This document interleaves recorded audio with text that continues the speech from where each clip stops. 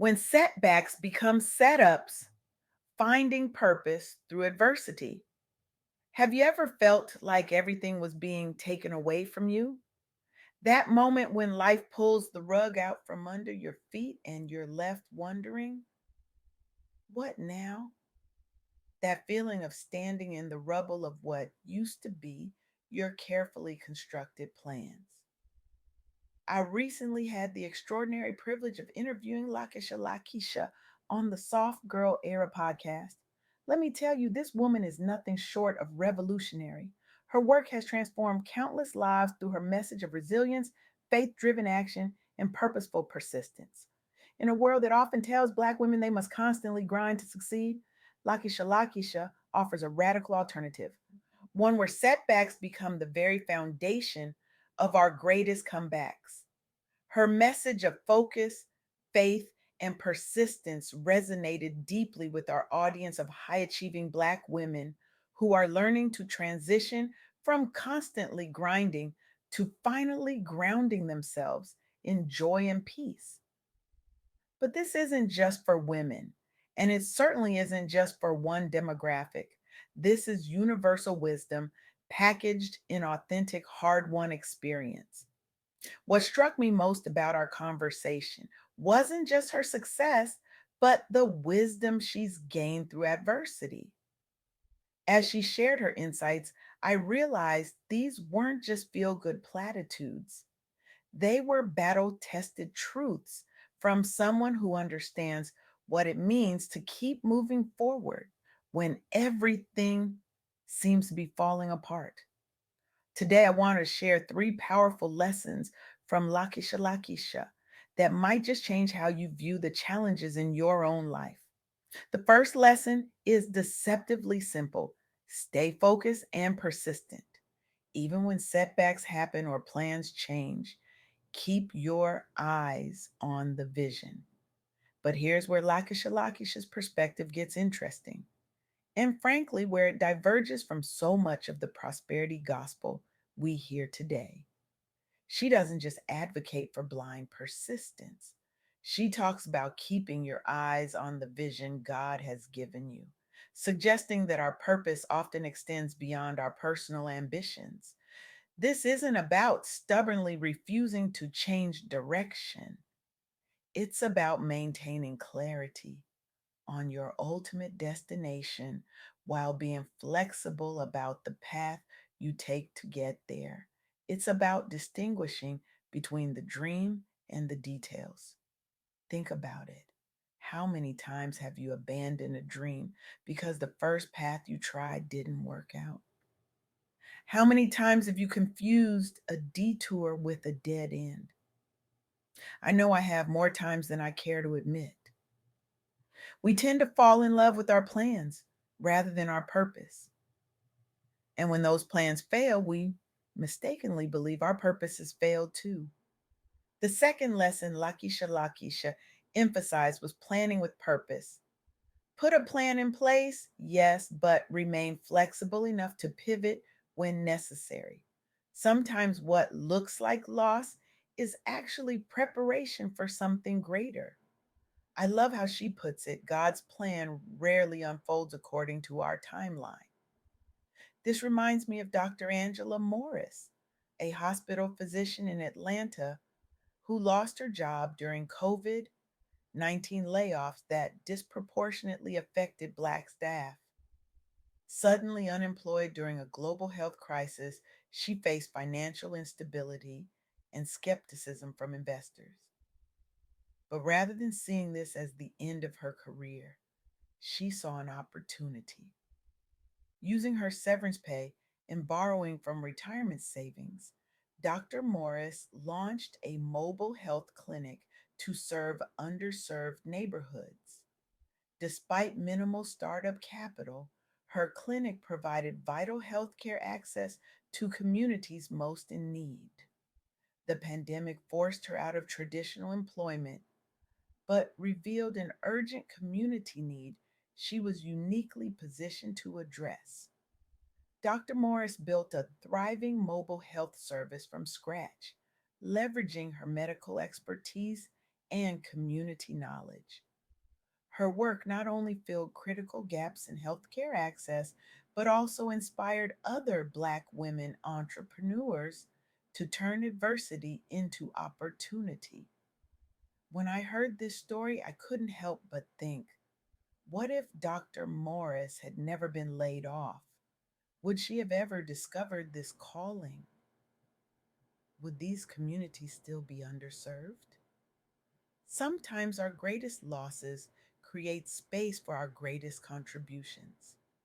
This story perfectly illustrates Lakisha's point about staying focused on purpose, trusting the process, and planning with resilience. What initially looked like a devastating career setback became the catalyst for something more impactful than Dr. Morris might have ever created otherwise. The third lesson from Lakisha is perhaps the most profound. Trust the process, recognize that adversity can be a catalyst for growth and innovation. Trust that every challenge is shaping you for your next level.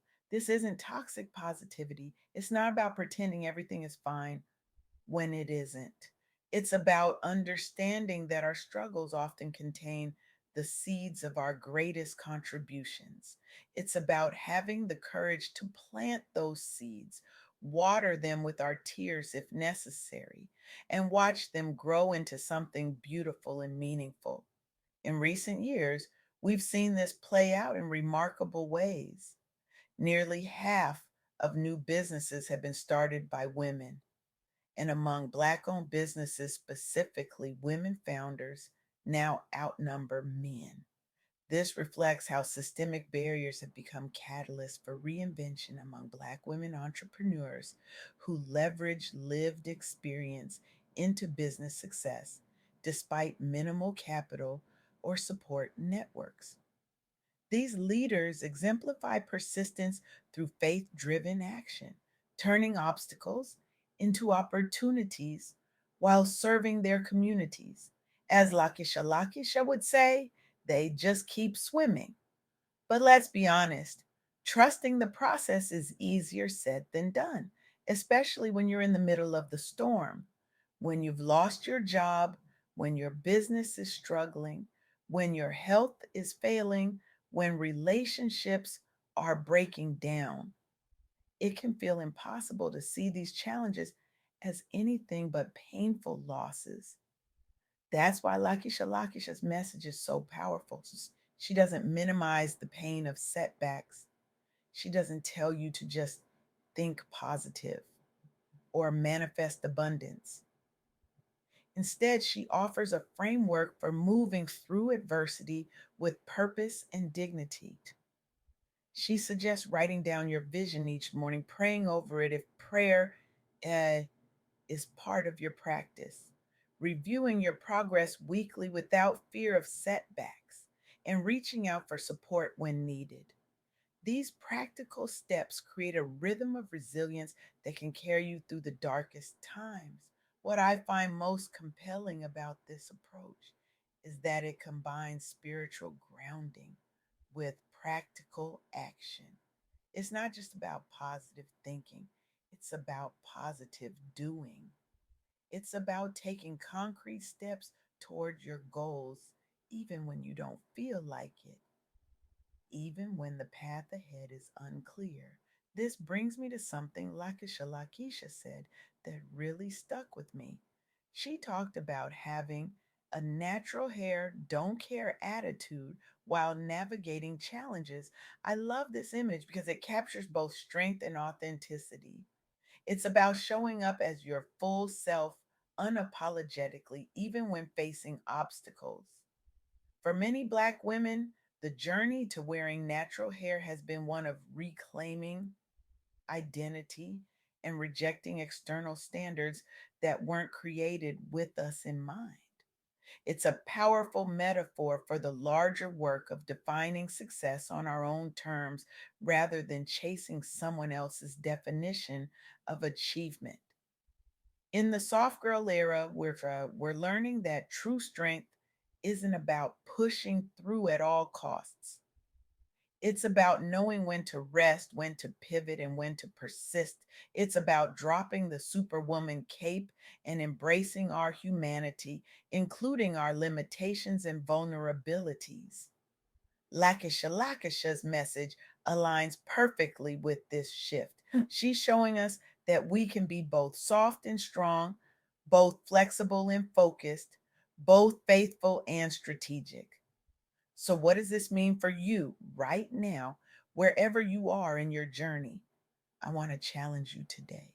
Challenge you to look at the setbacks in your life through a different lens.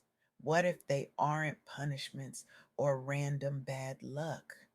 What if they're actually preparing you for your next level? What if they're developing in you exactly the skills, insights, and connections you'll need for the work you're meant to do?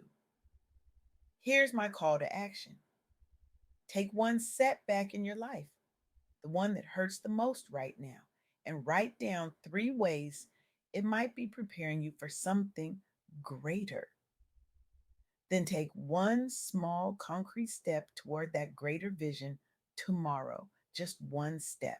Then another the next day, and another.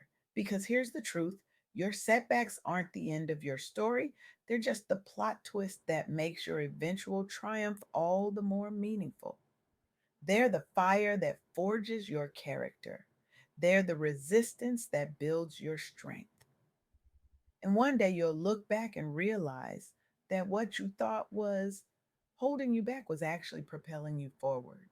What you thought was breaking you was actually making you. What you thought was the end was actually just the beginning. As Lakisha would say, just keep swimming. Not because it's easy, but because on the other side of that struggle is a version of yourself and a version of our world that desperately needs what only you can bring. Your setback is not your ending, it's just setting you up for your comeback. And that comeback might just change everything.